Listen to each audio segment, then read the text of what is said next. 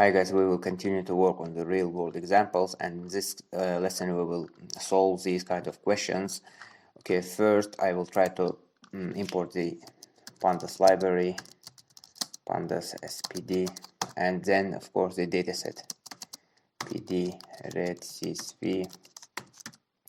First I will type in the two dots because all of my dataset is located inside of the data folder here.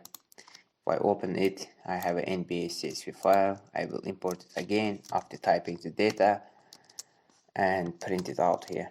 df head, click shift enter.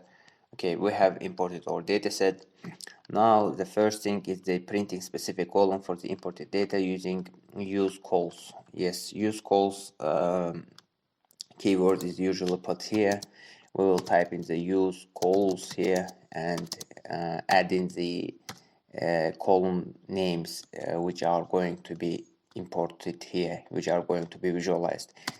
I want to include team column here first, then I will import the position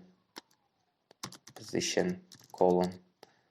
The next one will be the age, because we are only interested in these columns here, and then the salary column, and click shift enter. And now we have this kind of data set, and we will try to work only on these columns here. Okay, then if I want, I can even do what, drop these null values here. I have answered this question. I will just type in the answered, and now if I want to drop the null values from this data set, and I will type in the df first, add in the isNull method here, sum, click shift enter. You could see 4 columns have null values, and the salary have 12, while these columns have 1 null value. In order to drop these null values, I will add in the df dropNull method. Inside of the dropNull method, I will add how equals to any, because I want to drop all the NaN values regardless of their positions. If the column or row has an NaN value, it will just drop that kind of row here. And then I will just save it and make it permanent here by typing the in place equals to true. Click shift enter, and if I check it again, you could see we will drop it. The next task is define a multi-index to your index. We have this kind of data set, and if we want to set an index here, we already know how to set an index. I will just type in the df set index and add in the column name here, for example team. And if I just click shift enter without saving it, it will set a team as an index here. But I can even do what, add in one more index here and make it like more attractive here, position, for example. If I click shift enter, you could see it will just divide this dataset into the multi-index and print out their subgroups. If the team has a Boston Celtics, positions has its subgroups here. And if I can even do what, make it permanent here, in place equals true. Click shift enter. I can even, if I just print out the first 30 rows here, yes, I will comment it out because we have already set index. You could see team Boston Celtics has a position with these values here, and Brooklyn Nets has its own subgroups here. And then the next question is, we could achieve while reading the dataset by adding what we could do if we want to again set the index with another way. We could even directly do it while printing or reading the dataset. You could see I have read it, and I can even add it from here by typing the index call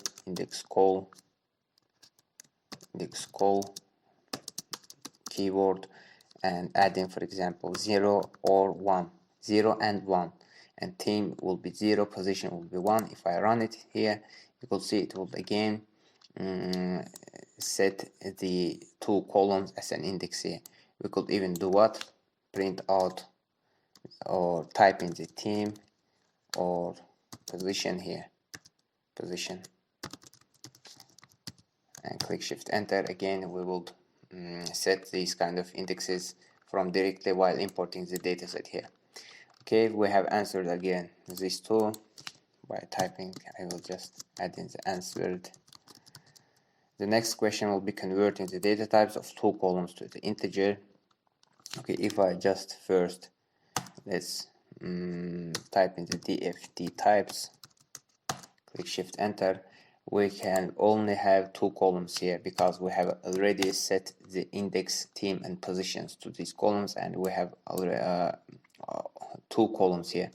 And if I want to convert the data types of these columns, I will first, in an easy way, I can create a list first equals to for example age, and then salary.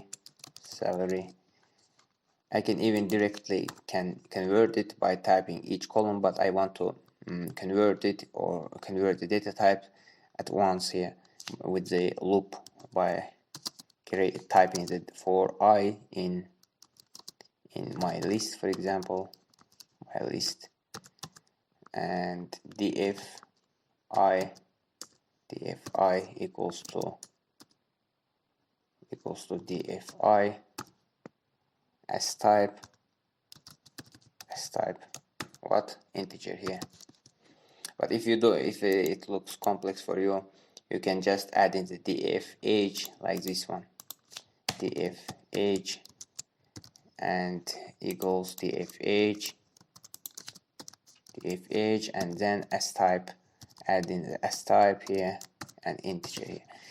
And again, the same way you could add in the salary, but I don't want to rewrite it. I just want to use it like this one and run it.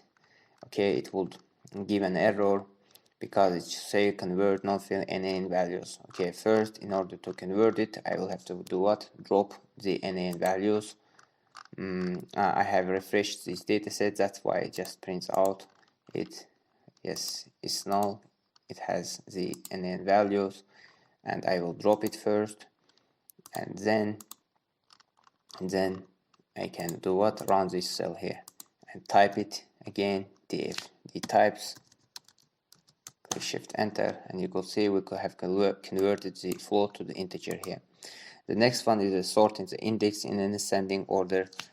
I can, if I print out the dataset here, you could see this team is not in ascending or descending order. It's just the random position. It takes the random alphabetical order. But if I want to sort it, I will just type in the df sort index,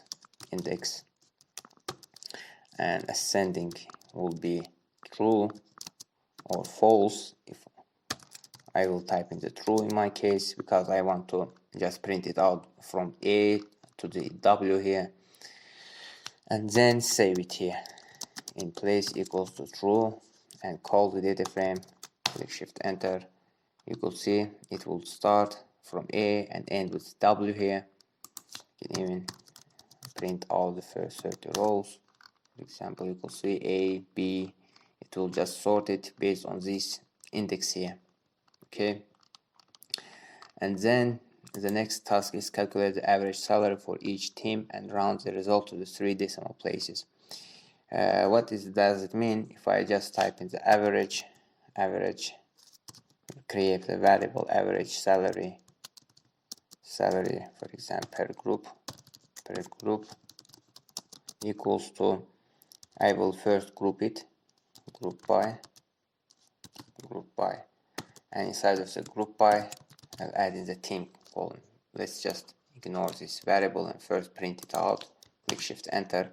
Add in the column name, for example, or the method here, like mean.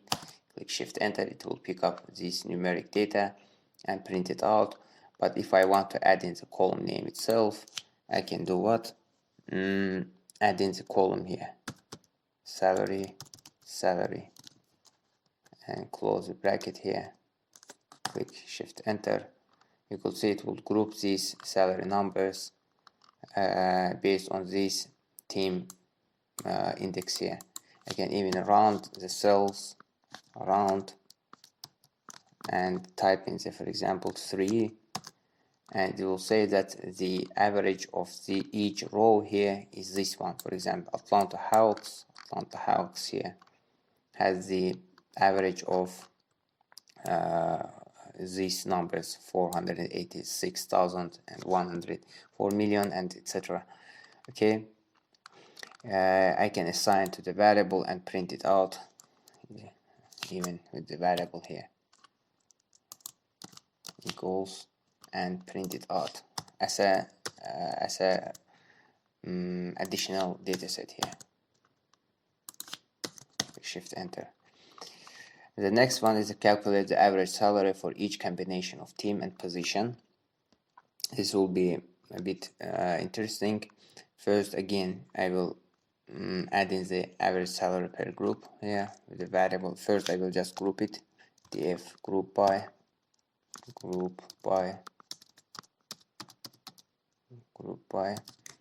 and the team will be my index here, and the position here I will add in the position to the combination position. I want to just calculate the average salary for each combination, I mean for the team and the position here. And then I will do what? Add in, if I just type in the mean here and click even around 3, click shift enter, it will do what? Calculate the average salary for the team and the position here. I can even add one column, salary,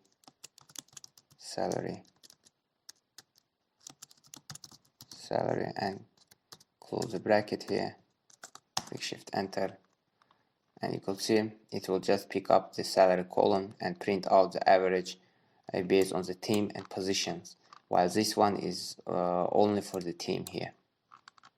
It says that the average of the Atlanta Hawks team and the position C is this number here. Okay, I will again type in the function name, type in the function called dfh, for example, range group here, and return what? Return the group max. What does it mean? I just want to calculate the age range between the maximum and the minimum of each team group here, based on the what? Based on the age column here. And if I want to do it like that, I will add in the df return group max minus group mean, and call the column, additional column, type in the age range equals to df group by team age.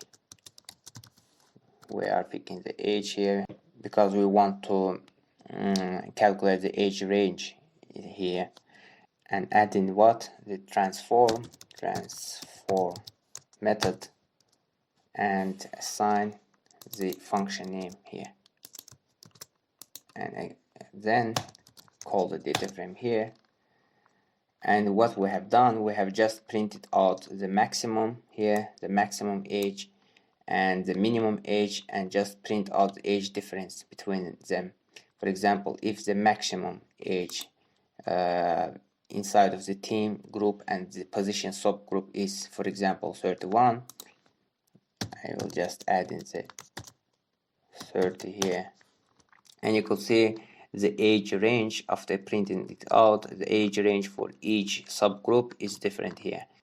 As an example will be, for example, the maximum here is 29, the minimum is 20 in this range for Boston Celtics, and it will subtract 20 from the 29 here and print out the 9 to this column, extract the 9 here. I think that that's it for now. Thank you for watching this video. Subscribe to my channel. Have a good day. Bye.